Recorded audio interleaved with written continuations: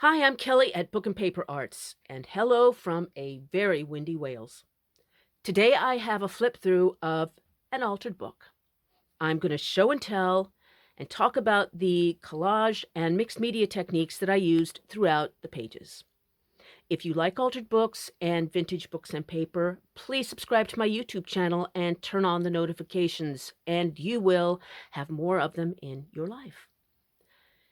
This is a vintage book. It's from 1921. Gladys or Gwynyth? Mm. It's pretty beat up. It's got a little water stain here. It's kind of banged on the edges. And you know what? If you were 100 years old, you might be too. I still think it's very beautiful. I love this old-timey kind of covers they made, almost an Art Nouveau kind of a look. I added to this cover a flower from Mr. Marshall's flower book. I talk about it a lot because I use it a lot. His images are big and bold, and I love how this is just the right size to complement that oval, almost as if it's an egg.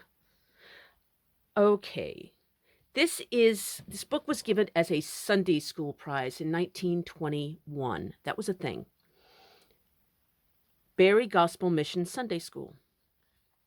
It's got a handwritten fragment down here to anchor the page, give it kind of a border. This engraving is from 1867. It was a book of art prints that I was lucky enough to acquire.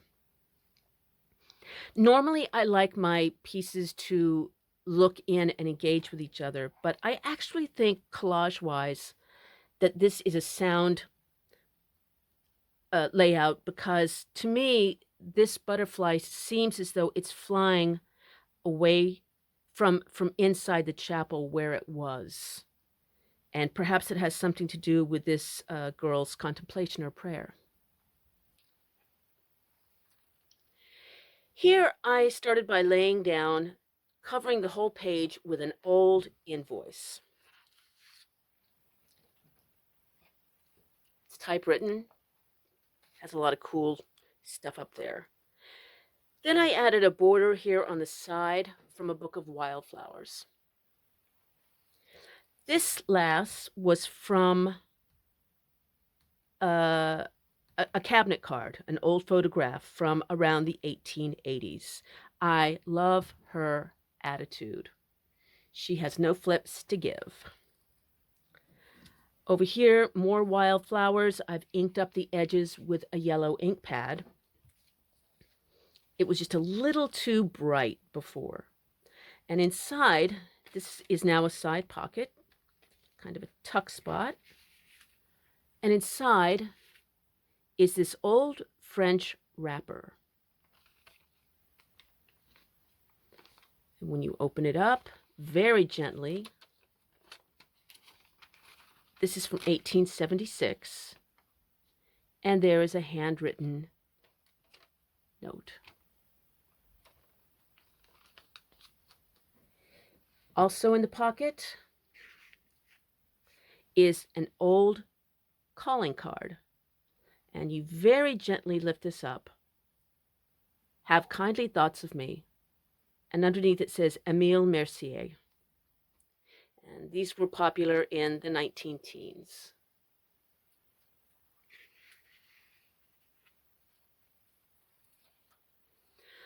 Over here, she was from a book of poetry from the 1870s. And again, very interesting expression, somewhere between don't mess with me and pensiveness, which fits both of the ladies we've seen already, her and her. She's on a background of a handwritten ledger page from 1892. Over here, I made another pocket, and I made this pocket by using a page from a field guide of butterflies. I just took out the page and cut away everything on the top that didn't look like an asymmetrical pocket. It's very delicate, so you have to be careful because it has these edges. Inside is this French postcard got some handwriting on the background in purple ink. And this girl in costume. I really love these tones a lot.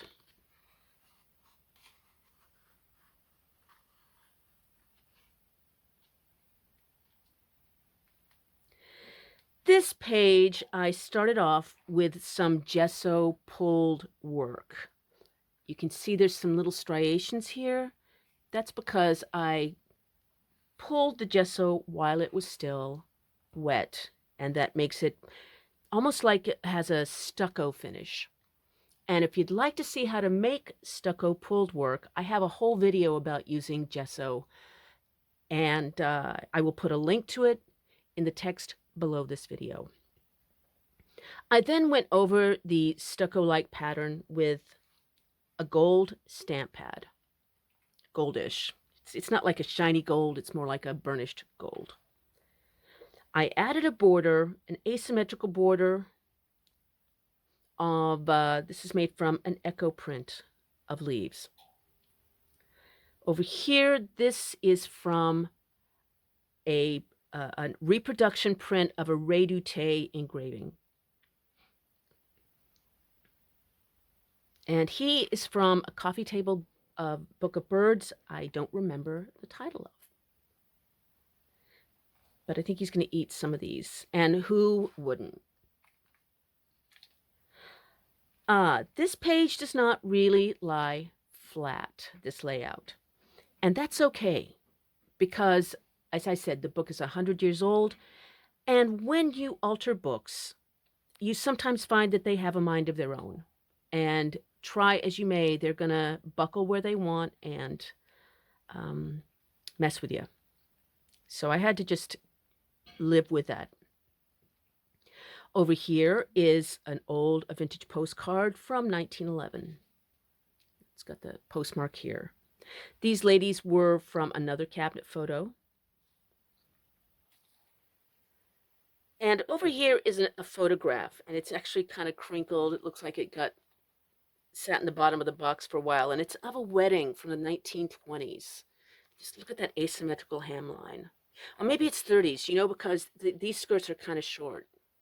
Or maybe they're just flappers. I had some found text from a children's book. Just when the fun was at its jolliest, they knew what a great mistake it was. I don't know about you, but I have been there. And I also like the way that their expressions are kind of confirming everything about that sentiment. And I've embellished it with some bird's eggs printed on masking paper so that now you can see the masking paper goes transparent and you can see what's underneath. So you get layer and texture, which is one of my favorite techniques. This is one of my favorite layouts ever. It's again from that book of art engravings. And I started off with just the blank page. Then I added an asymmetrical border up here of some handwritten legal document from 1850. And this tells a story. It tells a story and a half. The great thing about a narrative in a collage piece is the viewer has to tell themselves what the story is. Now, is he the jerk? Is he humorless and not really the life of the party? Or is she being a jerk by being so relentlessly playful when clearly it's not a good day for him? Or are they both nice people and something is about to happen? You tell me. Tell me what you think. This page is a little different. I made it using a paper napkin. And this paper napkin I actually got in a drugstore in Vancleave, Mississippi when I was visiting my mom. And you, again, like the tracing paper, when you put down a cloth napkin like this, it goes down the blank pages that are parts that are not printed on go down transparent, and you can see everything. You can see the text underneath. So it gives layer and texture and dimension. Over here, I added some embossing with green embossing powders. Finally, I just inked up the edges a lot. Here I have 2 plates from John Ruskin's The 7 Lamps of Architecture. And if you saw my video last week, I made an art journal page with reproductions of these Ruskin prints. They are also available as free high-res scans on my website. And I will put a link to that in the text below here. You can go get those Ruskin engravings and use them in your own work. These, however, are originals, and they're from 1905. So not first edition originals, but pretty contemporary. I love them so much. The architectural stone, hand-drawn, it's just haunted and powerful. She's from a book from the 1850s, and over the time has faded so much that instead of being black and white, the engraving has gone sepia, which really matches this guy's color. He's a reproduction from a coffee table book. But I like the way this sort of hints at a story where maybe she's supposed to meet somebody, or maybe she's giving that letter to the owl to carry to somebody. To this guy, maybe that's why he's so distraught. I don't know. That's the way the stories go.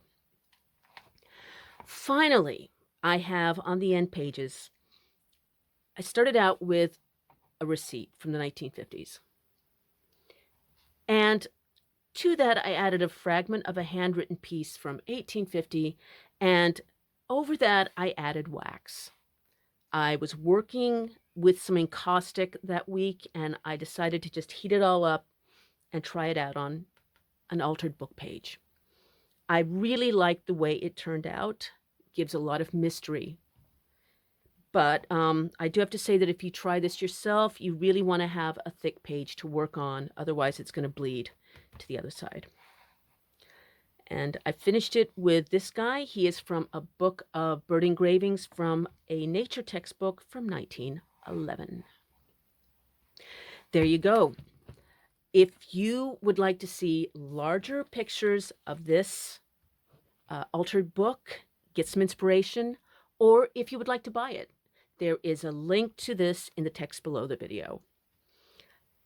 Please subscribe to my online newsletter. It comes out monthly, and it has free vintage paper scans, art tutorials, the occasional pep talk, and lots of fun stuff. So please subscribe. The link, you know where it is. Okay. If you have questions or comments, please let me know. I like to compare notes. And until next week, get up and go make something.